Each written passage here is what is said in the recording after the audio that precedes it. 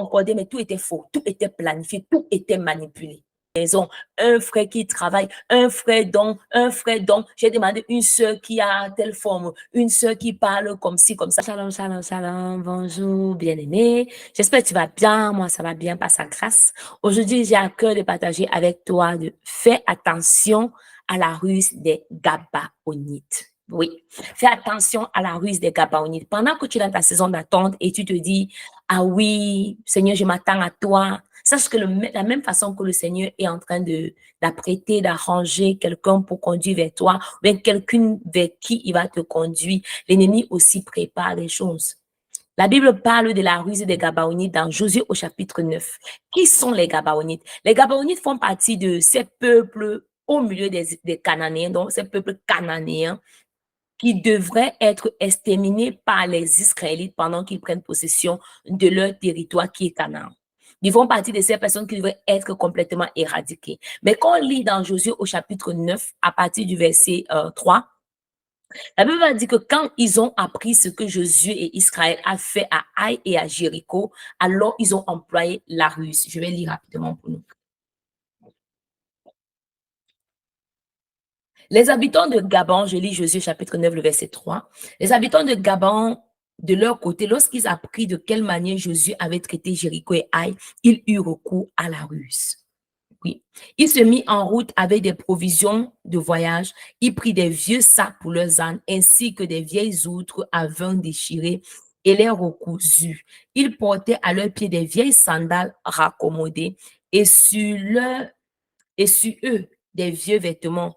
Et tout le pain qu'il prit pour nourriture était sec et en miettes. Le verset 6.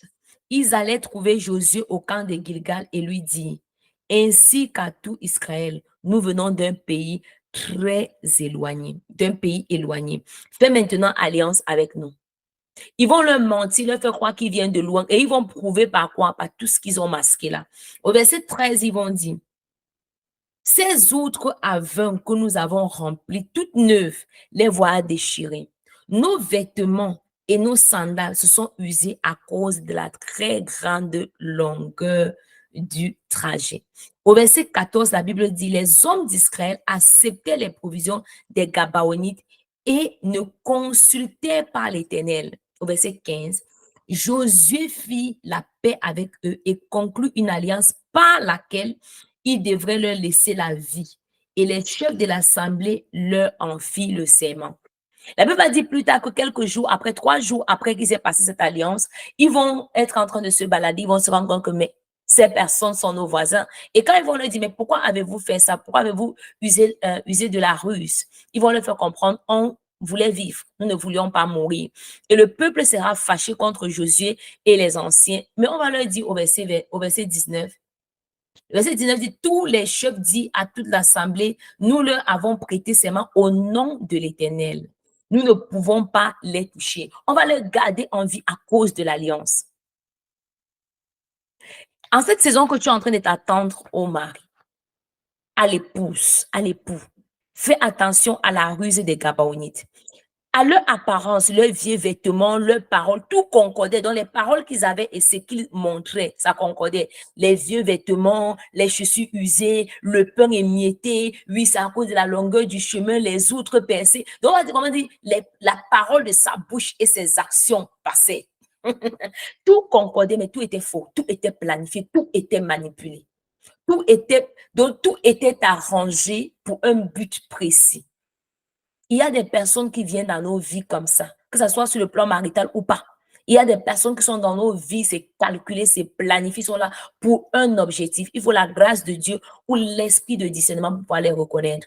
La Bible te dit à toi qui es en train de t'attendre au Seigneur, que l'apparence ne te trompe pas, que les paroles qui sortent de sa bouche ne soient pas forcément ce sur quoi tu t'appuies. Consulte l'Éternel. La Bible ne dit pas que leurs vêtements ne passaient pas avec ce qu'ils disaient. La Bible ne dit pas que leur apparence ne passait pas avec ce qui sortait de leur bouche. Donc, on aurait l'impression que leurs fruits, donc ils manifestaient le fruit de ce qu'ils disaient.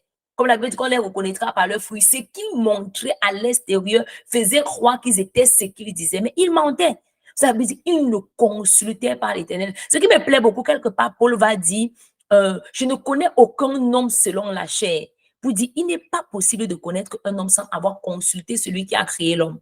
Parce que la Bible dit que le cœur de l'homme est foncièrement mauvais, qui le connaîtra? Ce n'est que Dieu qui peut te dire qui est la personne qui est à côté de toi.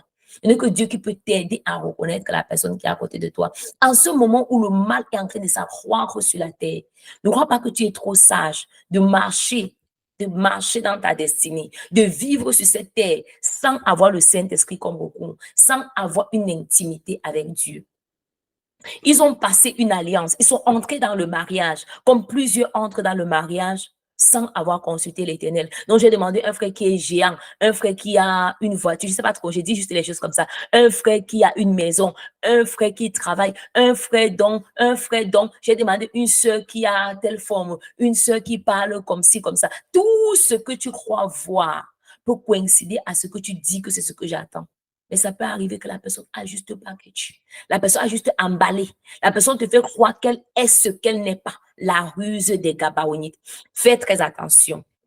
On entend souvent les gens dire que non, c'est pas parce que Dieu ne nous a pas unis. Ce n'était pas l'homme de ma vie. Ce n'était pas vraiment mon mari. Donc, parce que ce n'est pas l'homme de ma vie, je peux divorcer, je peux me séparer. Ces personnes, si Dieu n'était pas l'auteur de l'alliance qu'ils avaient initiée, mais parce que l'alliance était faite au nom de l'Éternel, l'alliance est restée pendant des années. L'alliance n'a jamais été brisée. Parce qu'on va dire au verset 19 que nous avons fait serment au nom de l'Éternel. Pourquoi il va dire que l'alliance n'a pas été brisée, bien que l'Éternel n'avait pas été consulté, bien que ça soit pour le nom de l'Éternel? Plusieurs personnes prennent comme excuse, donc je vais le divorcer de lui parce qu'après, je me suis rendu compte que c'était pas le plan de Dieu pour ma vie. C'était pas le plan de Dieu pour leur vie qu'ils fassent une alliance avec les Gabaonites. Mais Dieu a consenti. Comment est-ce que je vais prouver que Dieu a consenti? Toujours par la Bible. Dans 2 Samuel, au chapitre 21, dans ma Bible, c'est écrit le titre, la vengeance des Gabaonites. La Bible dit à partir du verset 1 qu'il y avait une famine pendant 3 ans dans le temps où David était roi. Et on consulta l'Éternel. Je vais lire pour nous. On consulta l'Éternel surtout au verset 1. La Bible dit, c'est à cause de Saül et de la famille sanguinaire. C'est parce qu'il avait fait mourir les Gabaonites. Gabaonites qui devaient normalement mourir. Dans le plan de Dieu, les Gabaonites devaient être exterminés. C'est l'alliance que Josué et les anciens passent avec les Gabaonites qui fondent un peuple à ne pas détruire. Et la Bible dit que le roi David appela les Gabaonites pour leur parler. Les Gabaonites ne faisaient pas partie d'Israël. Écoute, c'était les survivants amoréens. Les Israélites s'étaient engagés envers eux par un serment. Pourtant, Saül avait cherché à les frapper à cause de son zèle. Et maintenant, pour que la Bible va dire, toujours dans 2 Samuel 21 au verset 3, David dit aux Gabaonites, que puis-je faire pour vous afin que vous puissiez, avec quoi, attends, je recommence. David dit aux Gabaonites, que puis-je faire pour vous? Avec quoi puis-je faire expiation afin que vous bénissiez l'héritage de l'Éternel? Les personnes qui étaient censées être exterminées parce qu'une alliance avait été passée avec eux qui n'était pas prévue par Dieu doivent être en train de bénir l'Éternel. L'alliance est puissante. L'alliance est puissante. Fais attention avec qui nous nous joignons. On doit faire attention. Quand on parle de David, c'est des années et des années et des années après Josué. La ruse des Gabaonites. Pour pouvoir discerner, détecter, reconnaître la ruse des Gabaonites, si un Gabaonite vient vers toi, tu dois avoir une intimité avec Dieu. On est dans une saison où le mal s'accroît à vivre à lui.